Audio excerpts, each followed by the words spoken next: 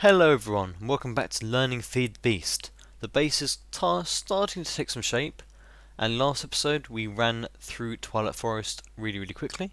I didn't want to do more than one episode on that, and I think I fit in as much as I could in the time.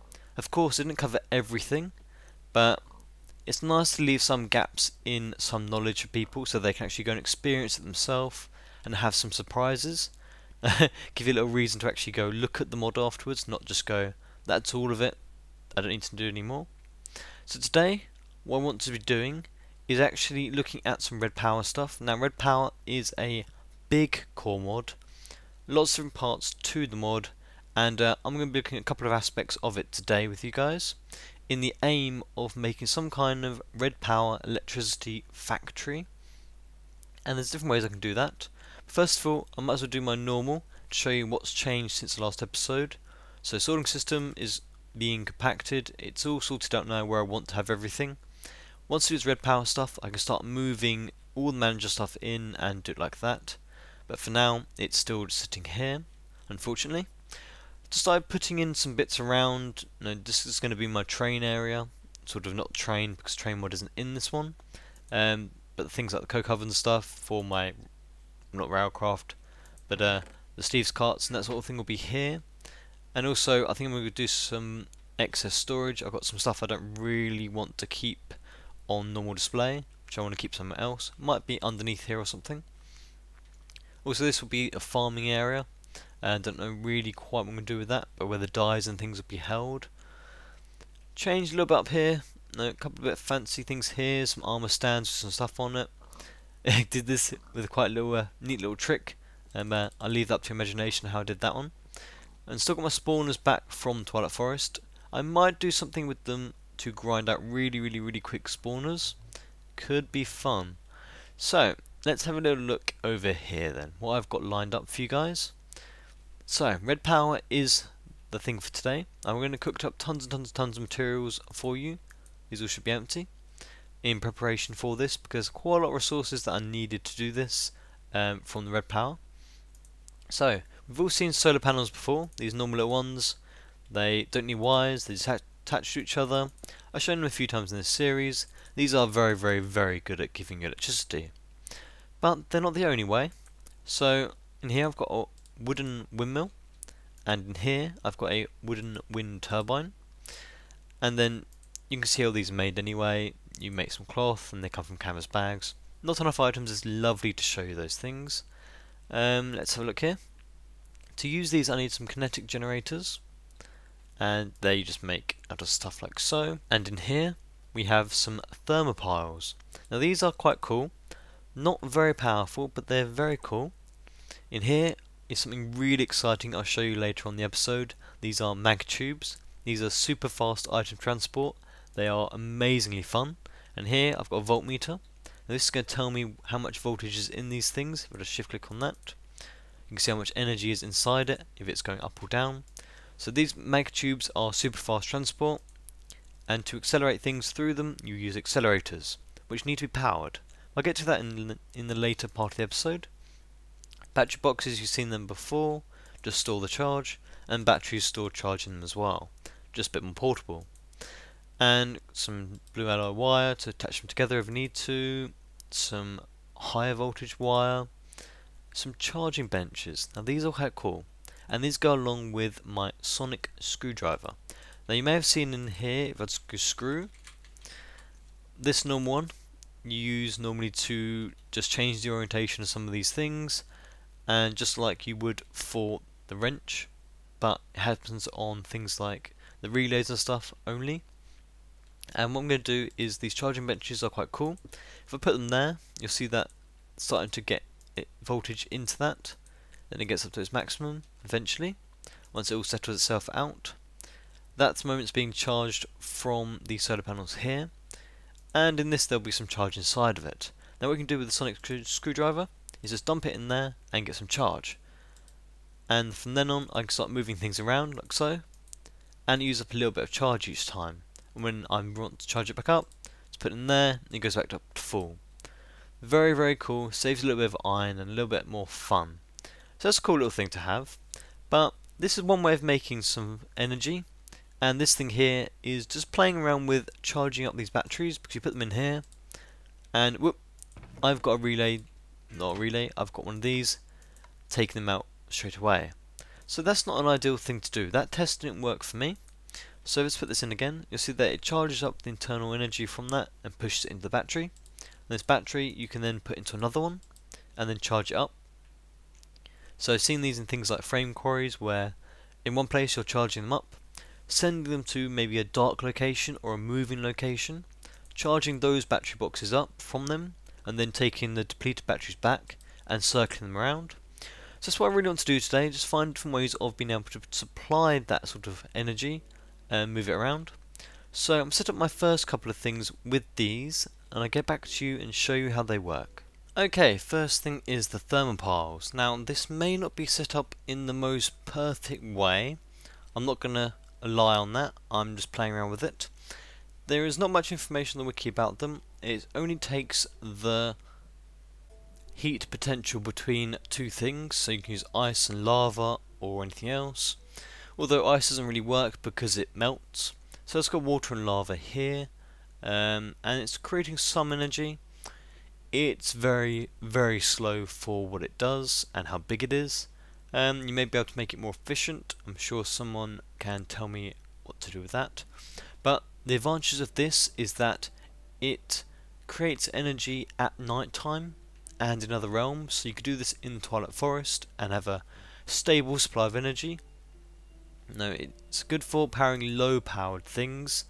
The wiki says like Sortitrons and stuff like that, but not good for many intensive things. Just the only bonus is you don't need any solar panels above the top, so you can use it in the end, in the nether, in any sort of Mistcraft world. You don't need sun all the time, so that's one advantage of it, and it's quite consistent. They don't look too bad. Although, if I'm going to use these for anything, I might use this for a sorting system and just have a huge amount of them underground here somewhere out of eye's way, because they're not exactly the most pretty thing. Okay, next thing is wind turbines, so I'll be back in a sec. And here we are, first one done. This is actually a windmill. Now what you have to notice on these is that they have gigantic hitboxes. If I walk here, I'm actually inside the hitbox, so do bear that in mind if you're doing this for anything. They're huge hitboxes on them. If I actually just get that grid up, there you are. It's gigantic. So you can't really build anything in the way of that. They need quite a lot of clearance. Now these, you just put in your chosen thing into here. Now if this is facing this way, let's get this down here actually. If that's facing upwards, it can accept a wooden wind turbine. If it's facing downwards, so if I was to get my screwdriver out, that should be downwards now. Yep. Then it also accept one of these wooden turbines. It can go downwards. If it's either side, so any side direction, it's set to receive one of these in here. So the wooden windmill. Now all of these, they degrade over time. They're not unlimited, whereas the thermopiles and the solar panels are unlimited. Over time these will get degraded and they'll break. And I've got it here, just going to a battery box, going down here to another battery box. And these are aluminium blocks, by the way, if you're wondering. I had quite a lot of it. So that they look okay. They generate electricity when they're moving. Seems quite practical there. And they do move faster during rain.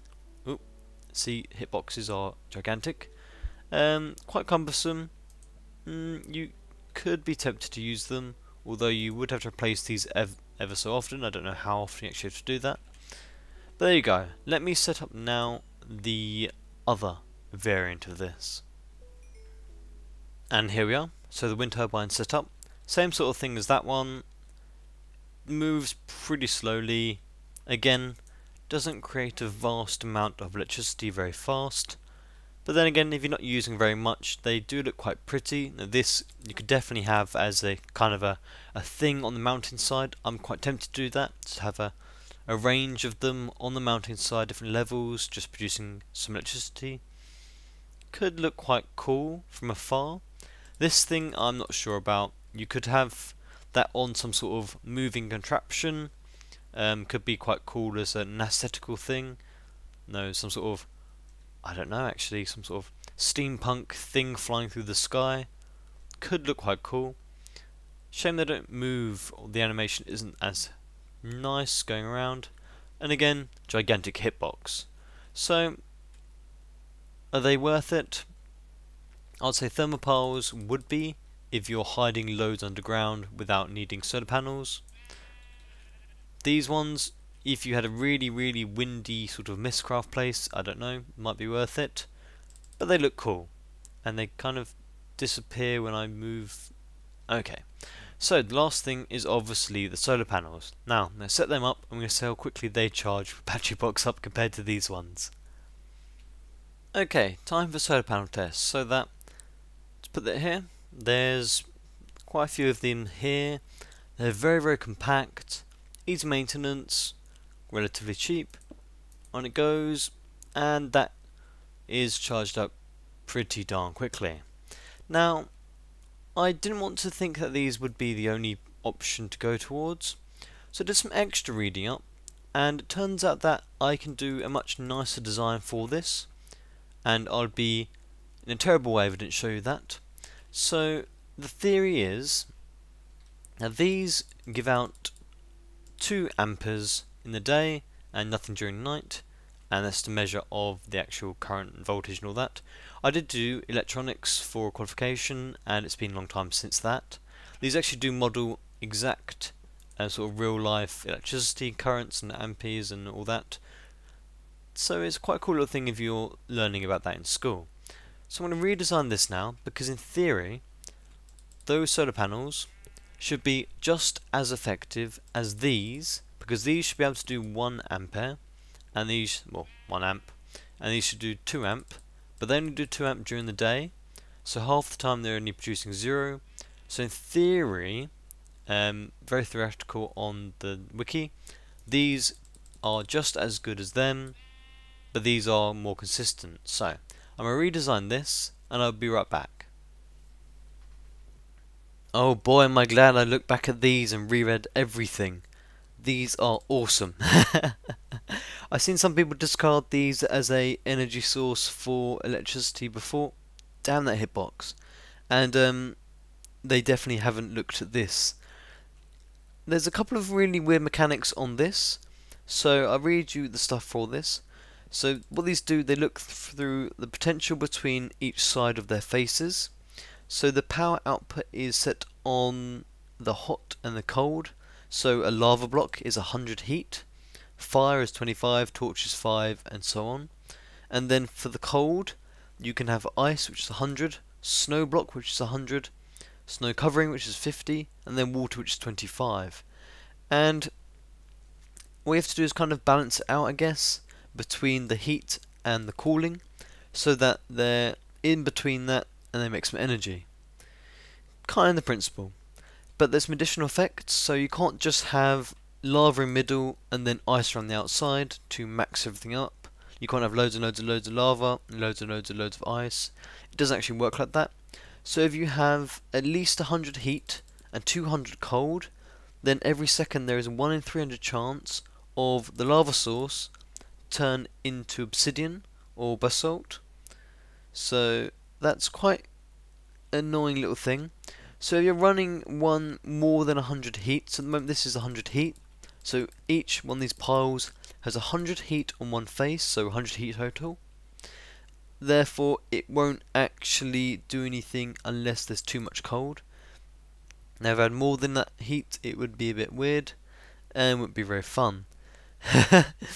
So also, if there's at least 100 heat, then there's a 1 in 300 chance of adjacent snow block or covering or ice block to melt. So you basically end up with water anyway. So this is the best way of doing it without needing to ever touch it afterwards. Sorry we don't get the numbers, it's quite a little thing to understand there. And this is really nice. And it's definitely as good as solar panels. So let's put this down here. We'll see it fill up. These ones at the moment are full. And there you go. And that's pretty fast. I'm pretty happy with that. So I think these are a really good source of doing it out of harm's way. Don't need to worry about the night time and daytime. very, very reliable. So I think I will put some of these down below somewhere. I do think I'll do some windmills up there just for the sake of it. Not today though, because they're a little bit messy. I want to make them look nice, and they're kind of a little bit tricky of how to place them because there's such a huge hitbox. Gosh! But anyway, this is really, really nice. I like this. I like this a lot. Now, I will be moving on to looking at the sort of the frame quarries and stuff eventually, but at the moment I'm just looking at the power sources. And now I've got some power source, I want to look at these. So I'm going to set these up a little demonstration because these are quite hard to understand just from an outset, and I'll get back to you again with another little demonstration. And welcome to the next level of item transport. I think these are fantastic. I may be using this sort of thing instead of some tesseracts because this just looks so cool. What are they? Well, these are the accelerators and the mag tubes. Accelerators, that's the unpowered form. This is a powered form, and I've linked it up to the piles. It's a wire down here to power each side. I don't think you actually need power going into the decelerator one. Anyway, they're both called accelerators. They're basically the couples to this type of tubing, and they have to go between pneumatic and non-pneumatic. There's not an option otherwise. So put there, and then they link up. Doesn't look like they do, but they do. Like so. And that's what they look like when they're actually attached. And that's basically how you go from one to the other. And then when you go to the next bit, you have to have another one, and then you go back down to the normal pneumatic. And these are quite cool because they can transport blocks and any entity going through it at a rate of 1 block per tick. So that's 20 blocks a second. And just throw a couple of things in here. Zoom! And then they come out the end. In case you missed that, I'll just do it again. And I'll try and get it so that I'm in a viewpoint of this. View. So yeah, that's really, really cool. And just once more. Off it goes. So that's really, really impressive. And it takes energy to move it through. Not a huge amount of energy, but it's you're going to need some sort of power source to go towards it. And they are rather cool. Now, there's some bits of the wiki says that you need one of these every 50 spaces to keep the acceleration at the highest. I'm not sure if that's true. Kind of conflicting things around, but at least if you want to start to power it up, then you should be going pretty well. And you have to go back through another one to decelerate it, and you come through to your chest or so. You can't actually attach things directly to it, so you can't actually attach a thing to that. So you can't have, I don't think, well, you can't have any sort of relay or anything off of it, or a filter pointing that way, away from the tube, but it won't connect. I assume at least, anyway, if you had one of them there, and then a filter, then it would work still, and you can filter items off. Actually, we'll test that. Okay, so it turns out that it does work. So one of these, you only need one as a decelerator. You do not need to actually power this end one at all. And if I had to put in, I've got just a normal filter here with some dirt in it. They don't look like they do connect, but they do. And put dirt in it, and I'll just throw some dirt into here. Ooh, and get up here. And it'll whiz along and whiz through. There you are. Some dirt in there. And it should also happen the same, but I do that because it's got a filter on it. Yep. And I'll try another thing. Ooh. Nope, that didn't go that way. Huh, that's strange. Oh, yeah. Okay. Duh. Okay, I'll put that back through, and I'll do one more test. Actually, that was my test, wasn't it? To see if a different thing wouldn't go through. So that one will go through because it's doing everything. Then put a dirt through, put something else through, like the wire, and it won't go through. It'll go through to here. Okay, so that works really well. I might actually include that in my sorting systems to get the items through even faster, so they're not actually in these pneumatic tubes for a really long time. I'm actually quarrying in the Twilight Forest at the moment, so getting all sorts of things coming through here. Should be quite good. So yeah, that's a really nice little way of doing that. So if I just put a load of these around, then I can... What I want to avoid in this series is using all these converters. I could do a really simple thing, just have a few solar panels, convert it to electricity, and then just use it like that. But that's not really that fun, and you can't do it in the Minecraft pack. So I'm definitely going to be using things like this to power these. But yeah, these really do look cool. I like them. They remind me of like superconductors and hadron colliders and stuff. There's my physics bit in me. So yeah, that's really cool. So I'm going to set up something to charge up batteries now, and then I'll be back with you, I think, to finish on that. Okay, and I've finished what I wanted to do. This works very well. I can make it a little bit bigger if I want to, but at the moment it definitely does what I want. I even use these little blocks, the little covers, as suggested before, over there, instead of using the different relays. Makes this thing a little bit more compact. You can probably make it even more compact, but meh, it's okay.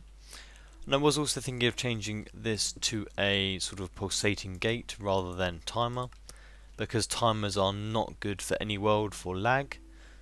But yeah, a slow one can't be that bad.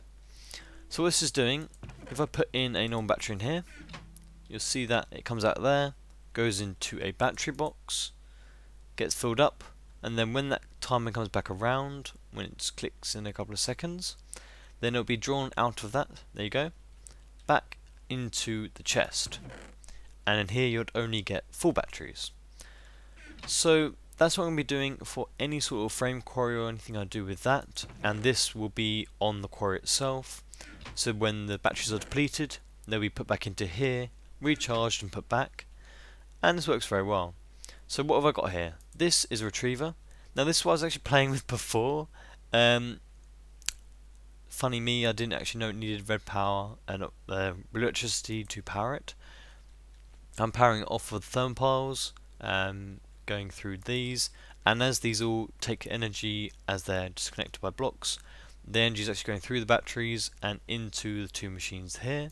I've got a sorting machine and a retriever. And these sort of things I really want to add into my sorting system for processing, and they're really nice to have. And this sorting machine is taking these batteries, the empty ones, and it's looking all the time out of this chest down here, which is the ender chest, same as this one here. That's then sending it through, and it's going into these inventories at the top and getting charged up. And then this retriever, when it gets zapped, it's looking for any full batteries in the inventories it's connected to, and it will draw them back out. And that goes back into the same chest. There's a nice little neat way of doing it. You can just keep making it bigger this way and put more and more of these battery boxes down, but I'm not going to be using a huge amount at the moment, at least, and that's a really nice way of doing it. So I think I might... damn those hitboxes, they're the bane of my life at the moment. So instead, I'm not sure if I'll move these underground yet. They do look quite cool. Might just make a whole load of them, several hundred of them, and just put them underground somewhere and just leave them there. And I will do the windmills on the side sometime because they do look quite cool. Maybe I'll set up something else over there, or maybe I'll set these thermopiles in the mountain actually and have windmills on top, just adding extra power.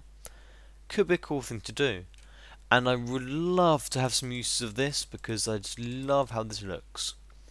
So that is all I really have time to cover today. Haven't had a great amount of time as I've been away for a few days, and this is a nice little way of getting back into it and showing you some cool stuff. So hope you have enjoyed this. Hope you've learned a couple of things. I've definitely learned a lot today myself, and the crafting recipes are quite cheap. There's the sorting machine, fail filter, and I actually had the retriever built from quite a while ago. So yes, thank you very much for joining me guys, and I'll see you next time.